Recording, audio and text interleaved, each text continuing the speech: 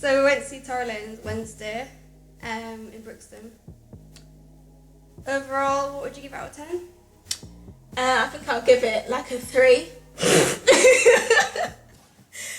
I actually don't like trap music. I've decided I don't like it. I know that's probably quite bad, but nah. Alright, so I would give it 6.5. Only 6.5. Let's talk about the cons first. Let's talk about negatives first, because that's easy to talk about, and then leave it on the positive. So for me, the first one for me was the lead up to the concert, so the 2 DJs before. Personally, the first DJ, I understand that they had a UK DJ which probably was there to play UK music, and then he had his own DJ who was obviously from Toronto, playing more hip hop. I thought the DJ was good. What, the UK one? Yeah. I mean, I don't know. Maybe because I just listen to more America than UK, but for me, I just feel like, I don't know.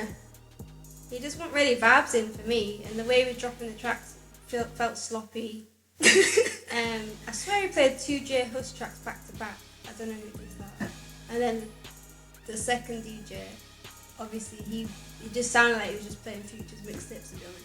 Which I understand gets the crowd hyped, but I didn't actually realise how much, like, Future is just, like, he is trap king. Yeah, is he coming to London at some point? Has he been? So yeah, that was my first negative. Second negative was that I felt the crowd, even though they were hype, and when I look back at my videos, they were hype, but when the tracks went quiet for the crowd to be in there with lyrics, they were not there at all. Yeah, I think the crowd kind of died down. Like, they were all hyped at the beginning when the DJs were on. When Tory Lanez came on, they were quite hyped, and then 2 songs in, everyone got a bit dead. I think it was because he was standing on people's heads Yeah. throughout the entire concert. Again, not taking it away from him, because I actually appreciate him doing that to a certain extent, because obviously we're short, we're like 5'2", if that. So we always have issues looking and getting a good view and getting good videos. So for him to stand near the sound desk, which is where we were stood back on the right, it was good because we got good videos and we could actually see him and we felt like he was interacting with the crowd. But when you're going to be standing on people's heads and you're going to shout at them saying, look, this is how this shit works. Hold me up! Isn't it? And it's like there's girls down there. And then when he went up on the side as well. Again, it's pros and cons, but I just felt that the crowd didn't really know all the tracks. I personally didn't know all the tracks, but when I'm at a concert, I appreciate like there should be some sort of loyal fan base there, and I think that he's not as big as he thinks he is. Well, he's still starting out, so, you know. But he's had bare mixtapes, or like a lot of mixtapes that I didn't even know about. I think at the minute he's just a part of the hype for people here in London or just in the UK in general. Like, when he's just a part of like the new kind of craze. Yeah, let's all go to Tory Lanez, we don't know his music, but we'll go anyway. Like, I went, I don't know him, I don't know his music, I know a couple of songs, but I still went. And I feel like that's the majority of the people that were there. They don't actually know all of his songs, they're not loyal fans, they just went just because, you know, part of the hype, which is cool, like. No, yeah, like now the pros for me were, like, this is what I mean, my pros are kind of like the cons as well, because for me, him walking around the crowd, I didn't like it. I just feel like people were not prepared, and you can't get mad at people for not holding you up. But I did like that. I liked the fact that he did the whole thing where you kind of try and tell a story that leads into the song. Yeah, that was really good.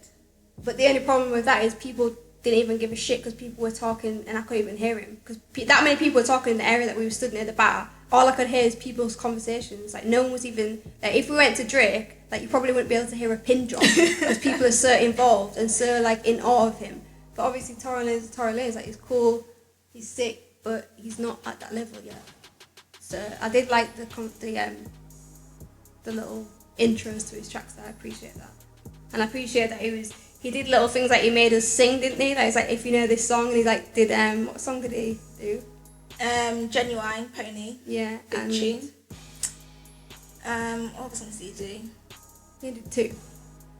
Oh, I can't remember the other one. I don't know about Genuine, so I won't know the other one. Yeah, again, so I like him. I just feel like the reason why it was only 6.5 was because of the lack of crowd knowledge and the fact that I feel like he's. But you can't blame him and give him 6.5 because the crowd's a bit shit. Well, yeah, because I'm reviewing a Oh, the concert whole, and alright, cool. everything. The whole environment. I'm not, like, for him, that's what I'm saying. For him, it was good. Yeah. But again, these artists love to bring tracks that have the lyrics over. That's not professional to me. Yeah. At least have maybe even a hype man or the DJ to like finish the lines for you if you can't fully perform like that. But don't have like it's not a proper PA track. Like, do you know what I mean? Anyway. So yeah, that's why it's 6.5 because it's not one to remember, but I do like Tory Lanez. Like his music does gas me up. I can't lie. But again, it's standout tracks. It's not like New Toronto mixtape's good, but standout tracks for me. So I'm glad I went, but I wouldn't have been happy if I paid £30. Yeah, definitely. I don't think we ever paid £30. I don't think we ever paid over 25 unless it's like J. Cole, Drake.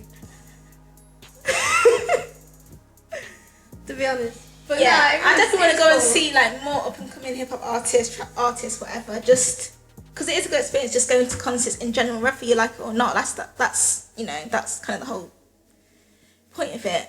So yes, cool. So that was our review on Tory Lanez. Little side note, Skepta. Let's obviously keep it balanced. I know people out there care a lot about the UK music, which I appreciate. I care about UK music as well. I care about the up and coming grime scene, which people might think, why is she saying up and coming? But I say up and coming because it's actually fully taken on a life of its own right now. it kind of has its like peaks. It sort of goes quiet, then comes back up again. Goes quiet. It's never been at this point. But yeah, definitely now it's at that level. It's more mainstream, which is good. Like I like it. I love grime, so. That's what I kind of grew up listening to. Well, yeah. So I enjoy it, and yeah, Skepta. When you had like a little quick listen of some of the tracks, and I like it, and it kind of reminds me of like Boy in the Corner. I think it's on that level. I think it's probably going to be like one of his sort of people going to know him just for this album, if anything. Yeah, like of the tracks that I listened to, there was a few ones that I feel I definitely caught a vibe from, which you don't really get nowadays. I think sometimes you have to sit down and listen to an album 4 or 5 times to fully take it in. So this is just off literally one listen. But yeah, for me, who's not really the massive advocate for grime, I'm more hip hop. So I appreciate Skepta. I appreciate what he's doing. Of your Kursan, I mean, that you're never going to fail with that anyway. But yeah, apparently I saw on Instagram #1 album on iTunes. Where I'm assuming that might be like hip hop and rap, but still. What, his album? Yeah. Which is big. Well done, Skepta. Definitely. I just don't know why he went to Toronto to kind of like celebrate it. Like he performed in, I think, Toronto last night or the night before.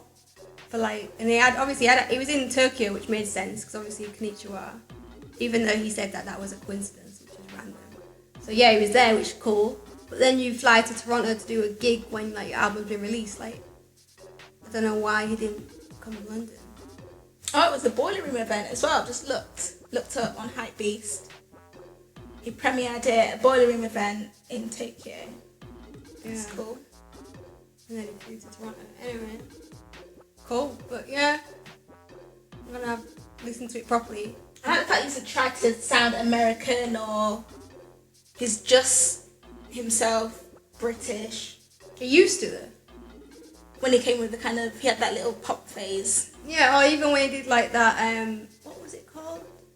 Not New Godfather, that's Kanye West, but he did like a similar one to that, where he's rapping and he sounds American. Well, he's kind of bringing it back now. No, he's definitely bringing it back. Like, he's a standout guy right now. Yeah. Do you want to say a little drop for your hometown? Leicester City. Yeah, from Leicester, so I have to big them up a little bit for winning the Premier League. Yeah. Not into football, but obviously that's a big thing, so I'm really happy and proud for them. And there's actually been quite a lot of stuff going on down there. Yeah, well, anyway, yeah, big up Leicester City. Obviously, who would have thought? I believe it might have been like 500 to 1 at the beginning of the season for them to win. Like, I don't know everything about football, but I do follow it now and again. And that was mad. Like, it was actually mad that even like a few months ago when people were talking about could they do it, can they do it? Like, it was like a proper fairy tale story. So I'm glad that they won it. No disrespect to Tottenham fans, I know you were second, but that's something that I think sport needs. Just to remember, like, don't give up. It's kind of putting Leicester on the map as well, because Leicester's such a small place. Not many people really know about it or care about it, but I think it's going to really bring the city up now. I'm sure they'll be pumping like loads of money into the city and exactly doing it up. Don't know what football can do for you, really. Put you on the map. Yeah. Well, I'll definitely be moving back. That's for sure. Hashtag London living. Just saying. London living. Oh yeah. Wait, we've got something else to say or not? That's it. I think we covered it. Actually, one thing I do want to say, I don't know if you want to put this in, I don't really care.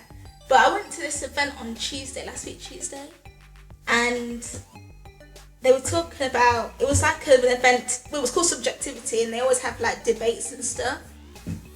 And this one was about money and power. So they had a group of people like sit around and stuff, and they had like this board. There was a guy from America who was there talking as well. I can't remember his name, I was trying to find it. But he has worked with like Wale, I think Russell Simmons and all these other people. He does marketing. And so one of the questions on the board was, what is money and what is power? What do you think? Like, how do you define it? Like, what is money? Money is wealth. Money is currency. And what is power? Power is... I don't know how to define power. To have the upper hand, I guess. To have authority. Yeah. There was loads of people saying like different things. Like one person said that money was obviously a currency because it is. It's not actually it's not a real thing. Like I can't really describe it because before you could just trade with buddy like, I don't know, marbles or some bullshit or whatever. It's just been like money's been they put like the paper form of money to that and made it so that's made that powerful. So people that have a lot of money supposedly have a lot of power, but you can have power without having a lot of money, but they kind of go hand in hand. Do you get what I mean? I think I get what you're saying, but that kind of lost me. You said about marbles, I just switched off. No, so years ago, they didn't actually have money. They didn't have like £20 note to buy stuff. They would just trade. Okay. Yeah, okay. Anyway, it was an interesting conversation. It just got me thinking, like, and there was a girl there who, she works in America, but she was in London for whatever reason, and she said that she's learned that you don't actually need money to have things or do things, because if you know people, like even networking can get you to places, because you can know someone who probably works for airline and will get you a free flight, or you could know someone who has a pretty big house who will let you stay there. Like, you don't actually have to have money to get to places. I mean, I beg to differ. I see what she's saying, but what I know is that money makes the world go round. End off. If you haven't got money, you are shit, really. Yeah, but some people live without money. I don't mean they're poor people or whatever. I mean, like, some people choose to live very minimalistic, and you need money, but like, you can't live without money. Like, it's the system that we live on today. Like, it's just. But I think it's probably possible to not have a lot of money and still get to places. Yeah, but you can't say you don't need money to get to places. I don't know anyone that could get you a free flight anywhere. Well, you gotta make more friends. Oh yeah, if anyone wants to send us a question or anything or something what they want us to talk about, email. What's the email? sidedishsunday@gmail.com. sidedishsunday@gmail.com. Or Instagram @sidedishsunday from DMers. Oh yeah. Goes down in the DMs. Mainly music concert reviews, music album reviews, new music reviews, people beefing in music, both UK and overseas. We'll try and do both, a little bit of events that we might go to. And yeah, Side Dish Sunday.